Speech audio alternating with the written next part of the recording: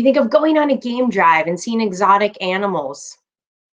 Well, we mean a lot more when we say adventurous life. We do mean those things. Of course, those are adventures, but we mean so much more about having an adventurous mindset and stepping out on adventures. Sometimes daily adventures, sometimes those really big adventures of life. We're Marianne and Brian with Adventurous Life, coaching your journey from doubt to courage, obligation to motivation, and mundane to adventure.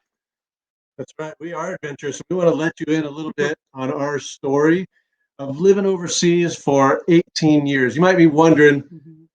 why are these two talking so much about adventure? Why did they start this company called Adventurous Life? They just look like normal people here. Living in Oregon, are Yeah, they really not that adventurous? they're not on top of a mountain right now. They're not under the sea. They're not In a Shark zip Tank. lining. But you know what? We actually have had some adventures. We actually have. There we go. Get the hat There, on, get right? your Right. adventure Here, hat get the on. There we hat on. go. Adventure. Maybe this is what you think of when you think of it. An adventure. Somebody out on a safari, out on a game drive.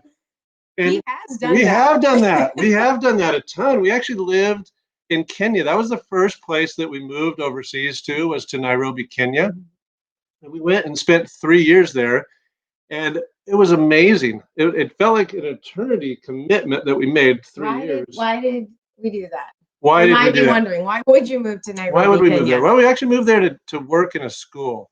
There was a school there that a lot of people there were serving the Kenyan people, and we wanted to go and work there. We had some drive in us that wanted some Hmm. adventure, and so we actually took off and we went to Kenya, to Nairobi, and we had a ton of adventure. We had a lot of those things that you think of when you think of adventure, going on game drives. We would go and drive ourselves. We didn't go and hire the tour guide. We went and drove ourselves around these game parks.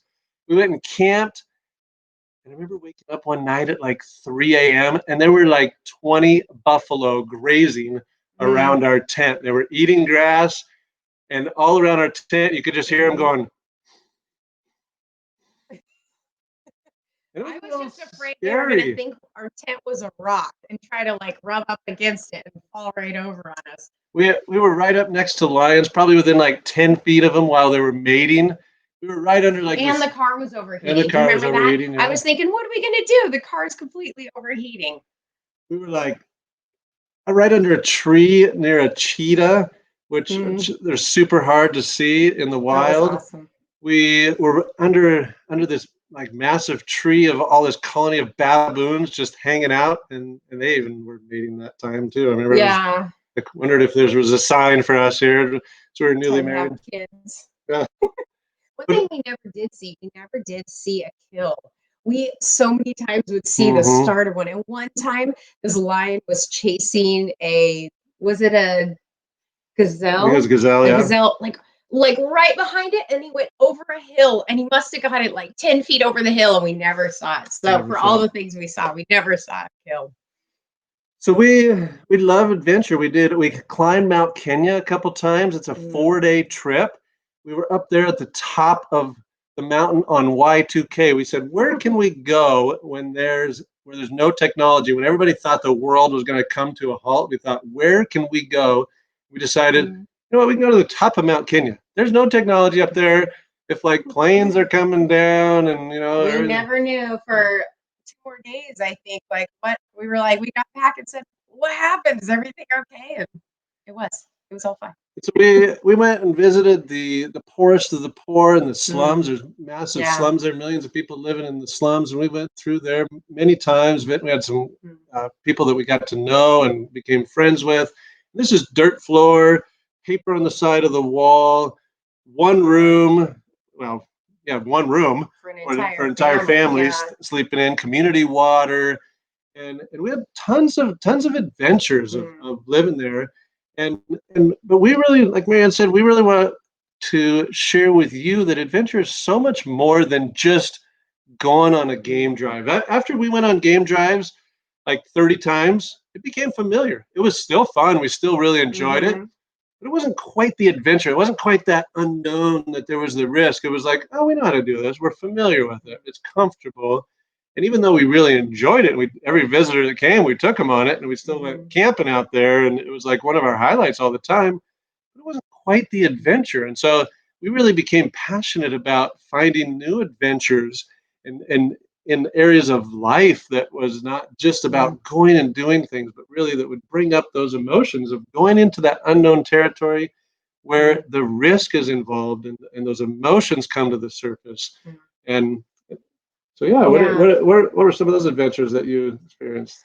Well, I was going to talk too about with all those adventures, all those fun moments and the awesome moments where you're like, get that thrill and that rush of adventure. Are you going to take your adventure hat Yeah, I'm off? gonna take it off. Not talking about safaris anymore. With all that, as Brian mentioned, there's a risk. There's a certain amount of that, of going into unknown territory that you don't know. And with that can come fears. And so living overseas and going on adventures was partly for me, for both of us, but I think maybe even more for me, addressing some of those fears. When we were living in Kenya, there's a lot of petty theft, and there was even carjackings would happen, especially at night. So I had to overcome my fear of going out at night and just being tense and Hmm. thinking, okay, what if our car gets stopped? They use very creative methods to stop cars, nails on the road, obstacles in the road. Sometimes people laying on the road. Yeah. Yeah. So you're like, And we we had a have lot to of stop. interesting conversations. Are we going to actually stop if we see somebody on the road? Yeah, Like, of that's a course. tough conversation. Yeah. So so that idea of the fears that we had to Mm. overcome when you're living an adventurous life, because if you let those fears control you, you just stay safe Mm. and you stay what you know. You don't try anything new. You don't go unknown. There was unknown as far as feeling uncomfortable too. And we love to go into markets, but I remember the first couple times we went in, if you've ever been in a big city market like Bangkok, like Mm. where else in Lima. I was there not too long ago. In Nairobi, these markets are massive and they're just outdoors, but hallways kind of you're walking through of stall after stall, and people were coming up and following us and trying to sell hard to us. And at first, you're like, It's intense. whoa, It's yeah, it's a intense. pretty Yeah, intense it's like in your face. experience. Yeah. And so there's a little bit of anxiety that comes with that at first. We learned to love it. And Mm. sometime we'll tell you a great story about our last market experience where we became the vendors, we turned the table.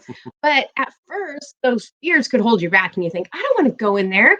There's so many people, hundreds, and they're just kind of all over wanting to talk and sell. So those fears can hold you back when you're in the unknown if you let them. And so that was something that we really had to overcome over all our Mhm. years, not only in Kenya, in 12 years in Saudi Arabia, 3 years in South Korea. Those fears, overcoming those was a big step of Mhm. being adventurers and being adventurous. Really learning to put ourselves Hmm. out there and be vulnerable at times to say, Yeah. okay, I don't have the knowledge or the experience or what to do here. I'm going to probably feel kind of stupid. Because we And did make mistakes yeah, that we did make a lot definitely of made mistakes, us, right? we did look kind of silly sometimes. But one of those amazing experiences I had that I treasure to this day is the time that I Mhm. got to play with in the Kenyan Basketball League, like the KBL.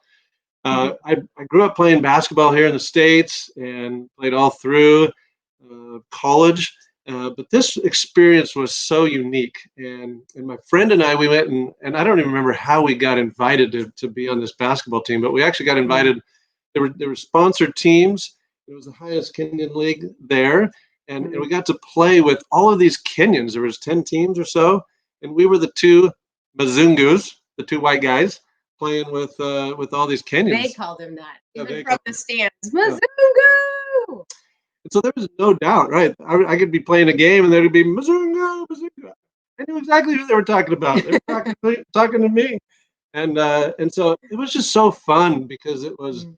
it felt really awkward at the beginning because the way the guys handled it, nobody would show up on time to practice. The way they practiced was so much different. Just overall, Mhm. just the guys' experience and what they had done and their lifestyle was Mhm. just so much different than the guys I had played with before. But as I really got to know them and we're rubbing shoulders together and playing ball, traveling together, just really got to know each other and living life Mhm. together. And I learned so much from them by the way that they did things because I was so used to Mhm. doing it one way. And experiencing it with these guys, and they were so athletic. They could jump out of They the could, there were gym. some that I thought could be Olympic sprinters. They were so fast, and but they were so welcoming. They just welcomed Yeah. us in and brought us in as if we were Kenyan, and it was just such a great experience. But it did really show me how Mm, people can feel when you're singled out, when you're the one minority mm, in a new situation, and really that welcoming was so impactful in my life that I think I have new eyes when I see somebody who kind of looks lost mm. and out of place, to be like, how can I help you? Because I experienced that on the other side from people just really doing that and Yeah. feeling with that kind of a brotherhood of these guys. And Yeah. and and one thing, There was women there too. There yeah, was a and women's team. Marianne Yeah. also played. She also had a very similar experience, and we really were able to kind of, with those Yeah. two communities of the men and the women, come together, and we ended up doing some social things with them. And Mine was pretty short-lived, though. I was playing about 2 or 3 months before we found out I was pregnant with our oldest son, and they play so physical there that I was like, okay, no more basketball for me. But it was a great, yeah, wonderful experience. And you might be thinking, so why did you do this? Why would mm, you put yourself in these situations? Why would you be that Mzungu in the uncomfortable stadium getting yelled at? Why would you go into a market? Why would you even drive at all out at night if there was a possibility of carjackings? mm, Why would you even move to Kenya in the first place? We really feel, and this is where our passion comes from, that we grew so much. mhm, Every time we would put ourselves outside our comfort zone, we would go into unknown territory, we grew. We just saw that in our lives that growth happens with adventure, with challenges. And sometimes those challenges weren't things we chose. And we'll talk more about that in the future. Sometimes challenges come at you, you don't have any choice in. Life throws it at you. You still always have the choice, though, how you're going to approach it and if you're going to grow. And we saw that in our lives so much, and the flourishing that happened through these different experiences. And we're passionate about that in our life. Here in Oregon, we're passionate about adventure, we're passionate about growth. And as coaches, we are very passionate about helping other people do the same, mhm, stepping outside their comfort zone and for growth. It might not look at all like ours, and that is okay. mhm. Whatever your comfort zone, whatever you're stepping out in a challenge is for you, that's what we want to support you to do. We want to thank you today for being a part of our community, even putting up with my safari hat. You don't have to go wear a safari hat to be an adventurer, to live adventurously. You don't even have to travel outside the country to live adventurously. It's really having that adventurous mindset. So yeah, we're just so thankful that you've joined us here today. And if any of this resonates with you, check out our website at adventurouslife.net. We'd love to connect with you.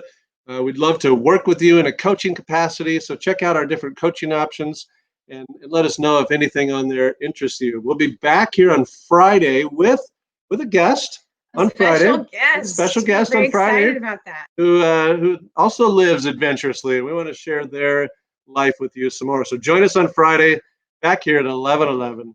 Have a great day.